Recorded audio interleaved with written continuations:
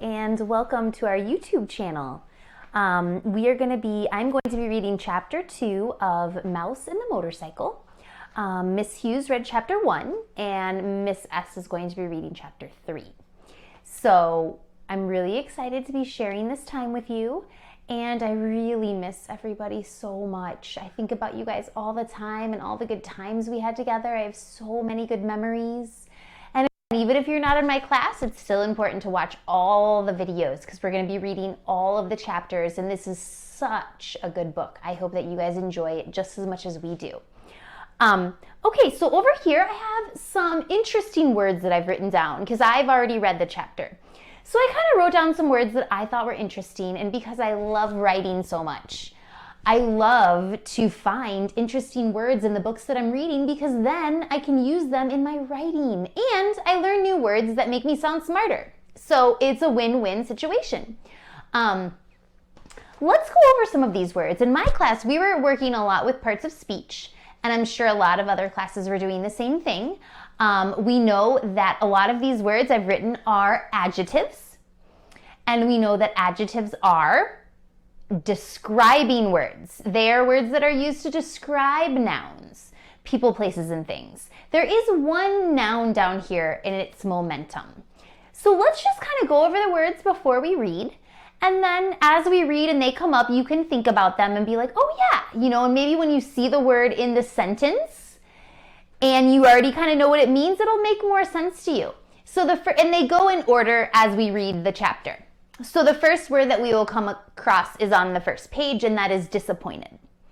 And I'm sure we've all felt disappointed before at some point in our lives.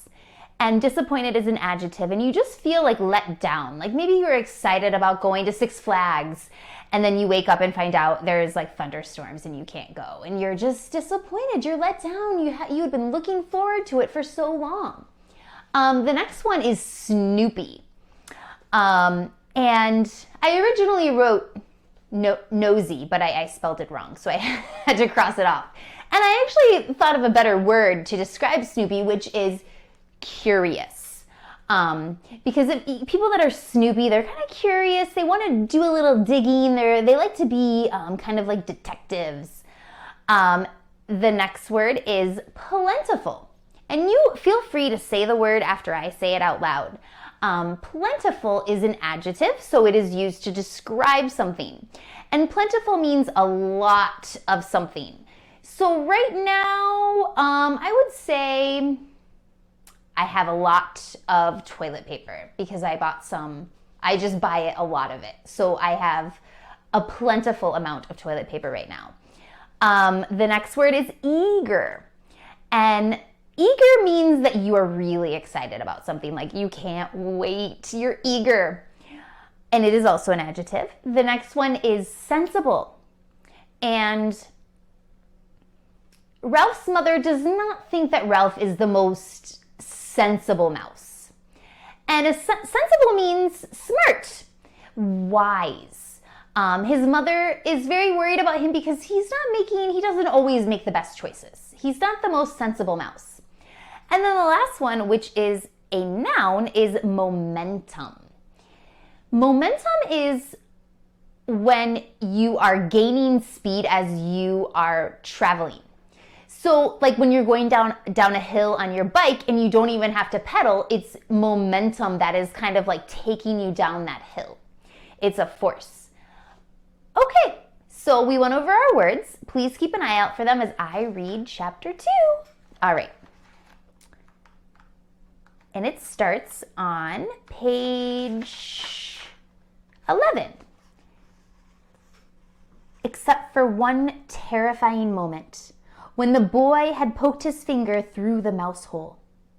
A hungry mouse named Ralph eagerly watched everything that went on in room 215. At first, he was disappointed at the size of the boy who was to occupy the room. And occupy is another word. Occupy means to take up, means it's busy, it's occupied. So Ralph is a little upset because of the size of Keith. A little child, preferably 2 or even 3 children, would have been better. Little messy children were always considerate about leaving crumbs on the carpet. Oh well, at least these people did not have a dog. If there was one thing Ralph disliked, it was a snoopy dog. Curious. Next, Ralph felt hopeful. Medium-sized boys could almost always be counted on to leave a sticky candy bar wrapper on the floor or a bag of peanuts on the bedside table, where Ralph could reach them by climbing up the telephone cord. With a boy this size, the food, though not apt to be plentiful, was almost sure to be of good quality. The third emotion, and remember, emotion is a feeling. The third emotion felt by Ralph was joy. Oh, that is a good feeling. When the boy laid the apple core by the telephone, this was followed by despair, which is sadness. When the mother dropped the core into the metal wastebasket, Ralph knew that anything at the bottom of a metal wastebasket was lost to a mouse forever. A mouse lives not by crumbs alone. And so Ralph experienced still another emotion. This time, food was not the cause of it. Ralph was eager. He was eager. He was excited, curious, and impatient all at once. The emotion was so strong it made him forget his empty stomach. It was caused by those little cars, especially the motorcycle and the sound that the boy made. The sound seemed to satisfy something within Ralph, as if he had been waiting all of his life to hear it. Went the boy. To the mouse, the sound spoke of highways and speed, of distance and danger, and whiskers blown back by the wind. The instant the family left the room to go to dinner, Ralph scurried out of the mouse hole and across the threadbare carpet to the telephone cord, which came out of a hole in the floor beside the bedside table. "Ralph," scolded his mother from the mouse hole, "you stay away from that telephone cord." Ralph's mother was a great worrier. Aren't all mothers?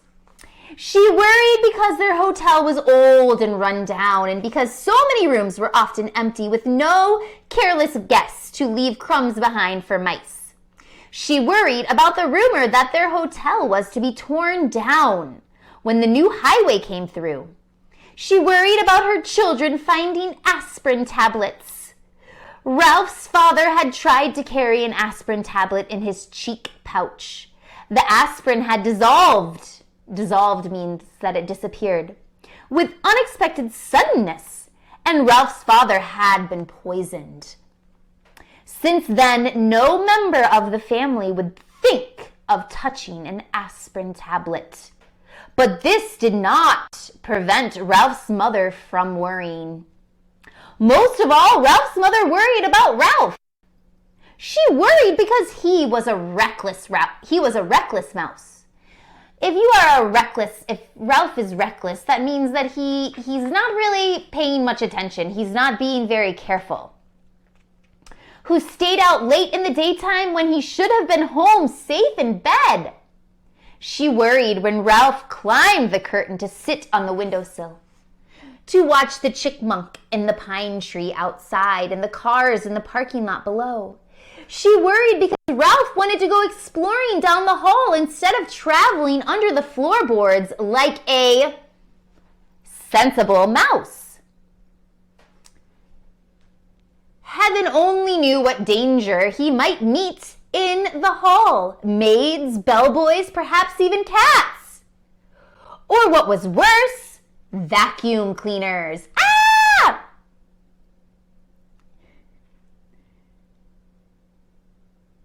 Ralph's mother had a horror of vacuum cleaners. Ralph, who was used to his mother's worries, got a good running start and was already halfway up the telephone cord. "Remember your Uncle Victor!" his mother called after him. Ralph seemed not to hear. He climbed up the cord to the telephone, jumped down, and ran around a row of cars. There it was on the end, the motorcycle. Ralph stared at it and then walked over and kicked a tire.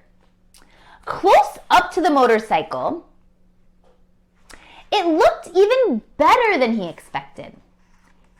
It was new and shiny. Those are two adjectives that they are using to describe the motorcycle, which is a noun. They are saying that the motorcycle is new and shiny, both adjectives, and had a good set of tires. Ralph walked all the way around it, examining the pair of chromium mufflers and the engine and the hand clutch. It even had a little license plate, so it would be legal to ride it. "Boy," said Ralph to himself, his whiskers quivering with excitement. "Boy, oh boy." Feeling that this was an important moment in his life, he took hold of the hand grips. They felt good and solid beneath his paws. Yes, this motorcycle was a good machine, all right. He could tell by the feel. Ralph threw a leg over the motorcycle and sat jauntily on the plastic seat. So it said that he sat jauntily. That means if you sit jauntily, that means you sit very confidently and very proudly. Like he was very proud and happy, and he was feeling really good about himself that he could sit on this motorcycle. He even bounced up and down. The seat was curved just right to fit a mouse. But how to start the motorcycle? Ralph did not know. And even if he did know how to start it, he could not do much writing up here on the bedside table. He considered putting the motorcycle off onto the floor. But he did not want to risk damaging such a valuable machine. Ralph bounced up and down on the seat a couple more times and looked around for some way to start the motorcycle. He pulled a lever or two, but nothing happened. Then a terrible thought spoiled his pleasure. This was only a toy. It would not run at all. Ralph, who had watched many children in room 215, had picked up a lot of information about toys. He had seen a boy from Cedar Rapids throw his model airplane on the floor because he could not make its plastic parts fit properly. A little girl had burst into tears and run sobbing to her mother when her doll's arm had come off of its socket.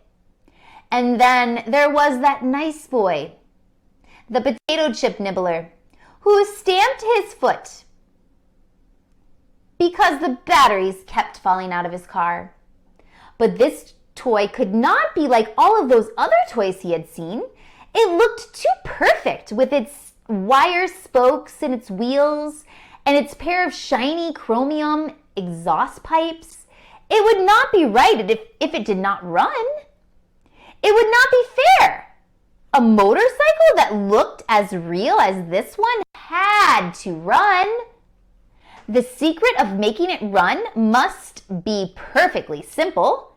If only Ralph had someone to show him what it was.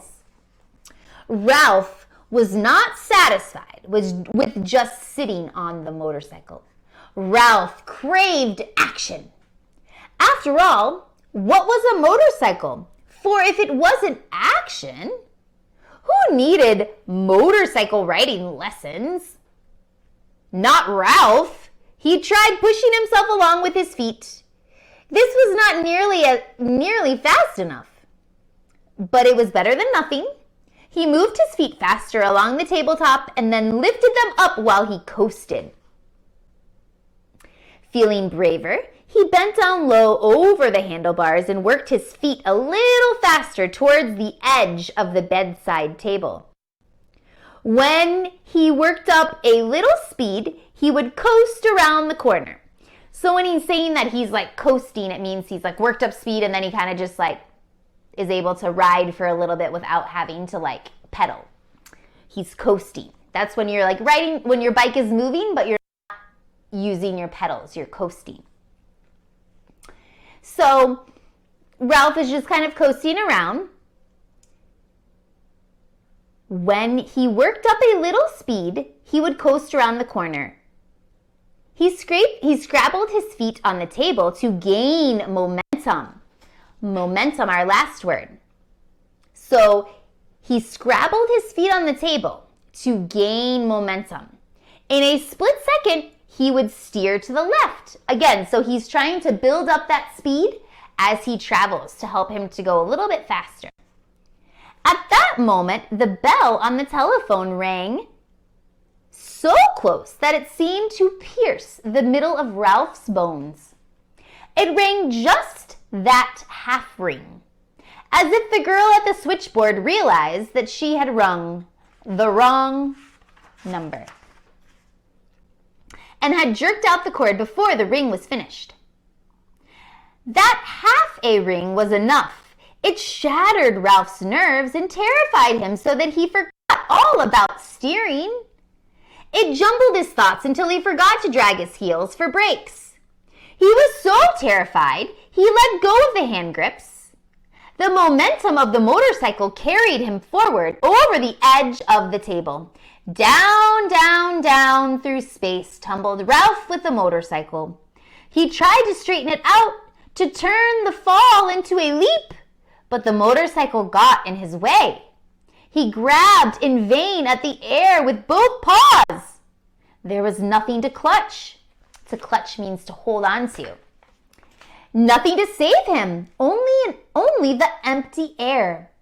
For a fleeting instant, he thought of his poor old Uncle Victor. This was the instant the motorcycle landed with a crash in the metal wastebasket.